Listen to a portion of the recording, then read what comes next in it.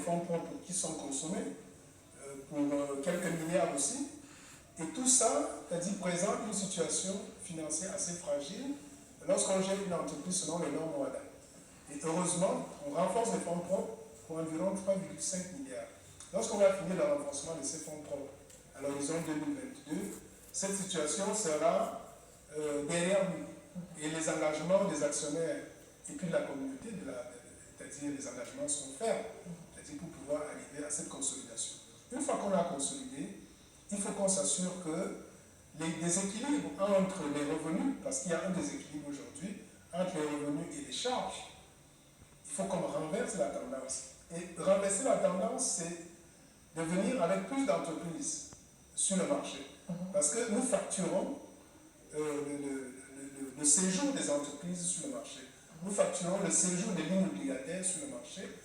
Donc plus on a des lignes, plus on a des entreprises cotées, plus on a des États qui ont des emprunts qui sont cotés, plus nous avons des revenus. Donc c'est une équation très simple. En fait, ça ne dépend pas seulement de la BVMAC. Voilà, ça ne dépend pas seulement de la BVMAC. Il faut que les acteurs, les émetteurs, l'offre est encore insignifiante sur le marché. L'offre, c'est l'offre des actifs financiers dont on a parlé plus haut. Donc plus il y aura de l'offre, plus le modèle économique de la BVMAC va complètement se métamorphoser. Mais comme je vous ai dit, il y a un événement majeur qui va se produire en 2023, qui est le fait que nous allons être actionnaires à plus de 40% du dépositaire central, qui lui il est assuré par la Banque centrale aujourd'hui et présente déjà un résultat bénéficiaire. Et donc, si nous avons 40% d'une entreprise bénéficiaire, c'est que nous aurons 40% de ses bénéfices. Donc, ça pourra aussi venir compenser le chiffre d'affaires qui est lié aux activités de marché. On est vraiment sur une dynamique où fin 2022, début 2023, c'est une métamorphose totale qui va se produire. Alors, une autre question qui nous vient d'un téléspectateur. À quel horizon comptez-vous signer un mémorandum d'entente avec les États afin qu'ils réservent au marché au moins une levée de fonds par an sous forme d'appel public à l'épargne? Surtout, comment comptez-vous les convaincre, car ils ne sont pas obligés de passer par un appel public à l'épargne, autant qu'il y a en parallèle le marché des titres publics. Alors, le mémorandum d'entente, c'est quelque chose qui s'est passé au niveau de la zone UEMOA. Mais en réalité, on n'a pas besoin forcément de ça. Ce que nous avons voulu que les États fassent, les États sont en train de faire. Les États sont en train de donner des participations, c'est-à-dire leur portefeuille d'entreprises stratégiques, sont en train de donner au marché. Aujourd'hui, nous cumulons 17 entreprises, c'est-à-dire sur les 5 listes, parce qu'il n'y a plus que la liste du Tchad qui manque. On a 17 entreprises qui sont potentiellement, peuvent venir à la BVMAC, sachant qu'une est déjà là, c'est Banqueré, SCGR va arriver, et alors il restera encore potentiellement 15 qui pourraient venir. Et nous pensons que ça, c'est vraiment ce qui était le plus attendu des États. Maintenant, les États savent faire le mix de financement. Parce qu'on n'est pas en train de dire à l'État, venez vous financer juste pour équilibrer le compte d'exploitation de la BVMAC. L'État regarde comment est-ce que je me finance. Aujourd'hui, la première source de financement, c'est les recettes budgétaires, ça peut être des recettes des impôts, des taxes, et ainsi de suite. Bon voilà, mais ça ne suffit pas. Il faut que je complète. Est-ce que je peux recevoir des dons de l'étranger avec la crise, c'est-à-dire géopolitique internationale? Tout ça, ça s'assombrit un petit peu. Est-ce que je peux aller sur le marché international eurobond? Malheureusement, les taux sont à la hausse à cause de l'inflation et les réactions des banques centrales. Donc, ils vont sur le marché monétaire régional, mais sur le marché monétaire régional, la base d'investissement est très réduite, c'est que les SVD. C'est à ce moment-là que les États disent, OK, si les banques saturent, nous allons sur le marché financier qui est le seul marché où celui qui vous donne de l'argent, c'est tout le public de la CEMAC, c'est les particuliers, c'est les entreprises. Justement, parce que la question que j'avais posée, les États de la sous-région semblent faire leur job, semblent jouer leur partition à fond. On observe une certaine dynamique dans l'approfondissement du marché, mais les groupes et les entreprises privées continuent un peu de freiner des quatre fers. Est-ce que cela vous inquiète? Je voulais effectivement, Lucrèce, qu'on ait ce quitus-là pour les États, pour nos États qui mouillent le maillot, sincèrement. Et nous voulons dire une chose aux États, pour que le secteur privé fasse l'amorçage que nous attendons, parce que le secteur privé veut d'abord venir lever des dettes. avant de commencer à ouvrir l'actionnariat. Le secteur privé a souvent envie d'abord de venir tester le marché par la dette. Nous avons un problème de fond que nous avons soulevé tout à l'heure. La courbe des taux est désarticulée. Ce n'est pas normal. Les États ne peuvent pas sortir à des taux beaucoup plus élevés que le secteur privé. Ce n'est pas normal. Donc il faut d'abord que les États, qu'on puisse faire, je ne sais pas si c'est les États généraux, mais il faut que les États reviennent à des taux, c'est-à-dire qui permettent au secteur privé de s'exprimer. Sinon, nous serons dans une fuite en avant. Donc, vis-à-vis des États, ça c'est mon message. De dire, pour que le secteur privé vienne s'endetter aujourd'hui, il y en a qui sont venus, c'est-à-dire, je peux citer le cas de Alliance Finance Cameroun, qui est venu s'endetter sur le marché à un taux plus faible que les États et son opération était boudée parce qu'ils cherchaient 10 milliards, ils n'ont pas pu atteindre les 10 milliards tout simplement parce que les gens disaient que non, je préfère aller sur du BTA, des OTA, parce que d'avoir des défiscalisés, vous avez votre taux, il faut d'abord enlever l'IS. En plus, il faut le soumettre à l'IS. Donc, quand j'ai déjà enlevé l'impôt sur le revenu de capitaux mobiliers et après je le soumets à l'IS, ton taux de rendement, tu as dit je suis à 3%. Pourquoi je ne prends pas du 6 et demi net que je mets directement dans la distribution de mes dividendes? Donc, en réalité, nous avons ce problème de fond. Mais est-ce que vous pensez que plaidoyer a des chances d'être entendu dans le contexte actuel, un contexte marqué pour ce qui est du Cameroun, je veux le dire, et même pour certains autres pays de la sous-région, un contexte sécuritaire qui coûte ce qu'il coûte aux caisses des différents États, un contexte de crise sanitaire liée à la COVID-19, un contexte maintenant lié à la conjoncture internationale. Les États africains et plus encore les États de la sous-région se retrouvent dans une situation de tension de trésorerie et n'ont pas d'autre choix que de recourir parfois au marché financier pour pouvoir adresser les questions de développement. Alors du coup, je me demande, est-ce que votre plaidoyer, dans l'état actuel des choses, peut être entendu? Alors moi, je pourrais retourner la question de dire, est-ce qu'aujourd'hui, les États ont besoin de s'endetter à ce niveau de taux pour mobiliser l'épargne? Je ne suis pas sûr. Je pense que, quel que soit le niveau de taux que les États peuvent afficher, ils vont mobiliser l'épargne. Ils vont mobiliser de l'épargne et on peut plutôt se poser la question, est-ce que le plaidoyer sera entendu? J'espère. Parce que c'est une question que même au niveau des régulateurs, on commence à se poser des questions. Parce qu'au-delà des taux que les États affichent, particulièrement sur le marché monétaire, il y a ce qu'on appelle les décotes. Ça veut dire qu'en réalité, la soutenabilité même de l'endettement public, c'est-à-dire est questionnable. C'est-à-dire que les États s'endettent aujourd'hui comme des PME. C'est-à-dire le taux que les États acceptent sur le marché monétaire aujourd'hui au niveau de la CEMAC, c'est-à-dire ce sont les taux que les banques appliquent aux petites et moyennes entreprises. Les grandes entreprises s'endettent beaucoup plus bas. Donc je pense que c'est une spirale, il faut qu'on l'arrête. Mais une fois qu'on a dit ça, on ne peut pas dédouaner le secteur privé. Absolument, absolument. Il faut qu'il soit plus agressif. Il faut que les secteurs privés soient plus agressifs et il faut que les GICAM, les MECAM, les CAM, que tous ces patrons-là portent eux-mêmes. C'est-à-dire ce plaidoyer que nous avons là pour dire aux États, redescendez. Et si vous vous rendez compte que l'État de Guinée équatoriale, sur une maturité d'1 an, s'endette entre 8 et 9% net de tout impôt. Même le particulier, vous n'allez pas accepter ce taux au niveau d'une banque. Vous allez le négocier. Mais un État souverain ne peut pas s'endetter à ce taux-là et le secteur privé va s'endetter à combien?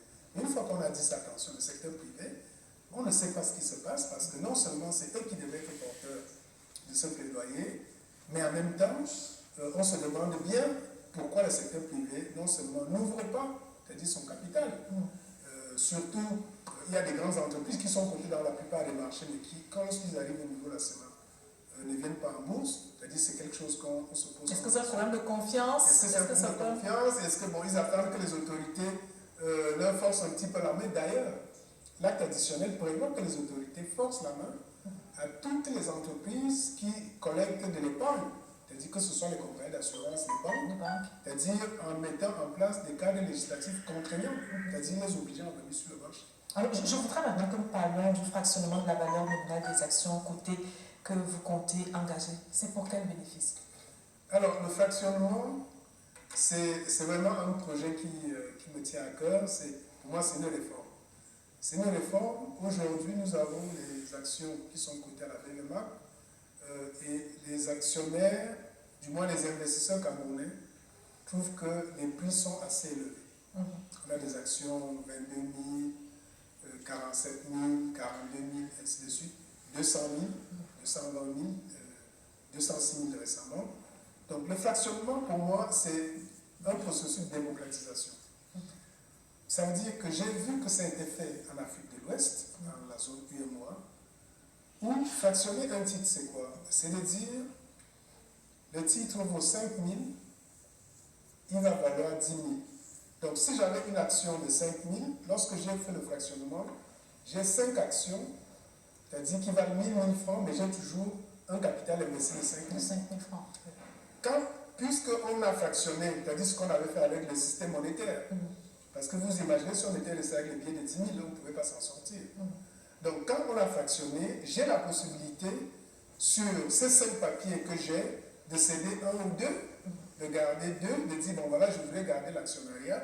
C'est-à-dire non seulement ça ajoute du volume dans les transactions sur le marché, mais surtout, ça permet à ce que le petit investisseur, l'étudiant, c'est-à-dire qui a un compte wallet, c'est-à-dire puisse accéder aux pratiques financières, aux pratiques boursières. Donc, comme c'est un projet structurant pourquoi? Parce que WADA permet effectivement à ce que, parce que c'est WADA qui définit la valeur d'une action, d'une entreprise. Quand WADA dit une essence est 10 000, comment est-ce que je peux fractionner et rester compliance avec WADA? WADA a donc donné une fenêtre pour certains secteurs, notamment le secteur financier, de pouvoir légiférer différemment. De dire, aujourd'hui, si nous faisons du fractionnement, il faut que dans les entreprises qui sont concernées, qu'ils puissent faire la mise à jour de leur statut. Il faut d'abord qu'il y ait un cadre réglementaire, c'est la COSUMAF qui doit le prendre. Donc, il faut parler avec l'ensemble des acteurs et dire qu'est-ce que vous visez. Nous pensons que si aujourd'hui une action qui vaut 20 000, 40 000, on la rend à 1 000 francs, et qu'on permet à ce qu'un étudiant qui essaie juste d'apprendre puisse acheter cette action-là avec les fonds de caisse qu'il a dans son compte wallet, peut-être Momo ou OM, à ce moment-là, il va avoir un retour pour dire, bon voilà, j'ai acheté une action en bourse à 1 000 francs, je vois comment ça se passe, je connais les commissions que l'intermédiaire prend, et ainsi de suite, j'ai vendu, j'ai gagné ceci. Donc nous pensons que diminuer le prix, c'est-à-dire va faire en sorte que ça soit à la portée de tout le monde. À la portée de tout le monde. Ça, c'est un chantier, mais il y a également le chantier de l'indice boursier. Alors, l'indice boursier, c'est fondamental et honnêtement, ce que je peux vous dire aujourd'hui, c'est que dans nos applications, nous avons l'indice qui tourne, mais qu'on ne publie pas encore. Parce que nous avons voulu que l'indice... Parce qu'on se dit du bulletin de code de la code qu'il est irrégulier. Non, il est irrégulier parce que la bourse ne code pas tous les jours. La bourse code 3 fois par semaine. Nous cotons le lundi, le mercredi et le vendredi. Donc, dans l'une des réformes, c'est nous voulons coter tous les jours. Mais tout ce que la bourse peut faire doit avoir les quitus de la COSUMAF. Ce qu'il faut bien comprendre, c'est que toutes les réformes doivent avoir les quitus de la COSUMAF. Donc, au niveau de l'indice, ce qu'il faut savoir, c'est que une bourse au niveau international ne peut pas être affichée dans les agrégateurs de type Bloomberg ou n'importe lequel, il ne peut être affiché que par l'indice. On n'affiche pas les valeurs individuellement. Donc, quelle que soit la richesse que l'on s'affiche, on ne peut pas afficher ces titres. On ne va pas on va vous dire le Nasdaq. Le Nasdaq, on va vous parler du CAC 40, c'est-à-dire qu'on ne parle pas des entreprises qui sont en dessous de l'indice. Donc, l'indice pour nous, c'est quelque chose qui va permettre à ce que la BVMAC soit connue. La BVMAC soit référencée dans la stratosphère. Parce qu'une fois que vous avez l'indice, on commence à parler de votre marché. Donc, il y a des gens qui m'ont dit, mais vous n'avez pas assez de titres pour faire l'indice. C'est ce qu'on m'a dit, mais en réalité, l'indice, même avec 2 titres, on peut faire l'indice. Il y a même une bourse qui a fait l'indice avec un titre.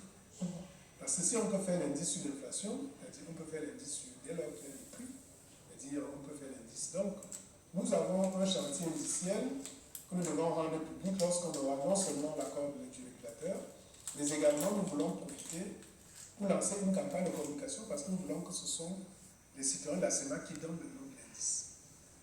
On veut faire un challenge pour donner le nom. Le nom du premier indice de la bourse de la BVMAC sera lequel? On ne sait pas.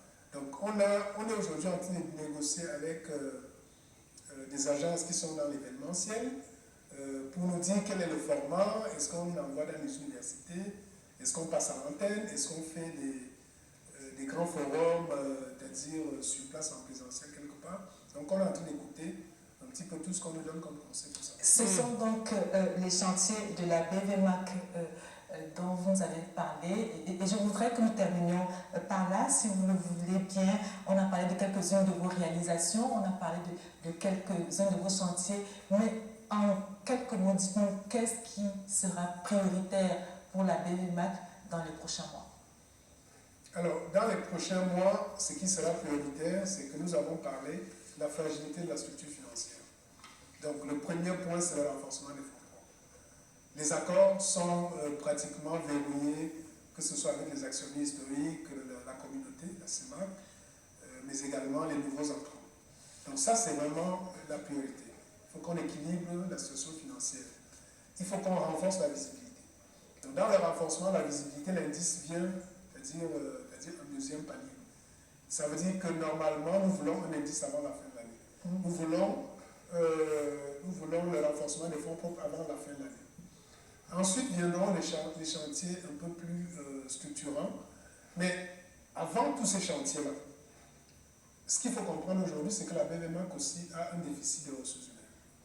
Nous avons un bel organigramme avec beaucoup de trous. On a au moins 3 directions stratégiques qui n'ont pas de directeur. Il faut recruter. Il faut recruter en respectant la mixité des États, parce qu'aujourd'hui, il n'y a que 2 États qui sont représentés, l'État du Gabon et l'État du Cameroun. Donc nous voulons mettre des Congolais, des Équato-Guinéens, des Centrafricains, des Tchadiens. Il faut que tout ce monde-là nous rejoigne et qu'on puisse amener cette aventure, c'est-à-dire vraiment dans un cadre communautaire. Donc on a ça qui est en toile de fond pour lequel nous avons tous les accords du conseil d'administration de staffer. Donc il faut qu'on staffe. Donc ça c'est vraiment la toile de fond. C'est-à-dire c'est ce qui est figé. C'est-à-dire je suis avec les cabinets de recrutement aujourd'hui qui sont des sélections de CV. C'est assez houleux, on ne trouve pas les bons profils. Il faut malheureusement les débaucher peut-être à gauche, à droite. Donc on a ça en toile de fond. Le renforcement des fonds propres, le chantier indiciel, et puis nous avons l'assistance aux sociétés de bourse. Ça, c'est quelque chose que je n'ai pas dit tout à l'heure. Nous-mêmes, nous étions, en tant que directeur général, nous étions directeur général d'une société de bourse avant de venir à la BVMA. Aujourd'hui, nous essayons d'aider, de tenir la main aux sociétés de bourse pour que les différentes listes que les États ont données se transforment en opération de marché. Aujourd'hui, on ne peut pas comprendre que l'État du Congo, c'est en 2020 qu'ils avaient dans la liste aucune entreprise. Nous sommes 2 ans plus tard. L'État de Guinée, ça c'est bon. L'État du Gabon, c'est bon parce qu'il y a une entreprise qui vient. Mais il faut qu'on ait une meilleure dynamique parce qu'en principe, il y a 21 sociétés de bourse. Si chacune, c'est-à-dire essayer de se donner l'objectif d'une entreprise par an, nous pensons que la BVMAC pourrait être à 10-15 entreprises déjà. Donc ça aussi, c'est un travail de fond parce qu'il faut que la volonté politique qui manquait, parce qu'on l'a critiqué beaucoup pour dire, bon, les États, vous ne voulez pas marcher, vous prenez on a critiqué nos dirigeants, et les dirigeants ont compris. On dit, ok, qu'est-ce qu'il nous faut? Il nous faut des listes. Les listes sont là, donc il nous faut aujourd'hui des acteurs qui sont capables de dire, je transforme une liste en une opération. Donc, ce coaching, c'est-à-dire des intermédiaires pour pouvoir renforcer, c'est-à-dire me permet de pouvoir c'est-à-dire vraiment upgrader, il faut qu'il y ait beaucoup d'activités qui viennent à la côte. Nous sommes aussi en train de négocier avec les régulateurs pour que les opérations de marché, parce que vous allez voir, on a parlé des SCGR, on a parlé du Tchad, du Gabon, vous allez voir qu'il y a des fois une opération se termine sur le marché primaire et ce n'est que 5 ou 6 mois plus tard qu'il vient à la côte. Ce n'est plus normal. Il faut que lorsque l'État du Cameroun, c'est-à-dire avait conclu l'opération au mois de mai, et vous voyez qu'ils viennent qu'en septembre. En septembre, oui. Donc il y a juin, juillet, août, septembre. Donc, il faut que ça se fasse à l'immédiat. Dans l'immédiat. Parce qu'en réalité, il n'y a pas de raison de ne pas créer rapidement le marché secondaire. Donc tout ça, c'est vraiment des sujets que nous sommes en train de regarder. On améliore notre communication financière. Nous faisons la promotion du marché.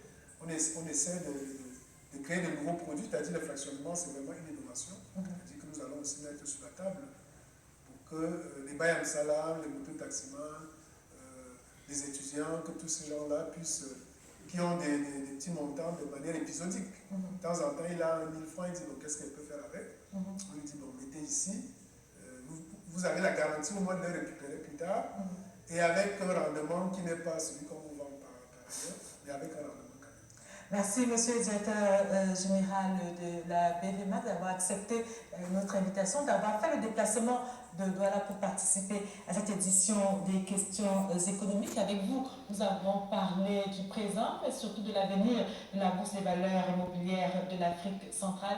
Merci d'être venu. Merci. Madame, monsieur, c'est donc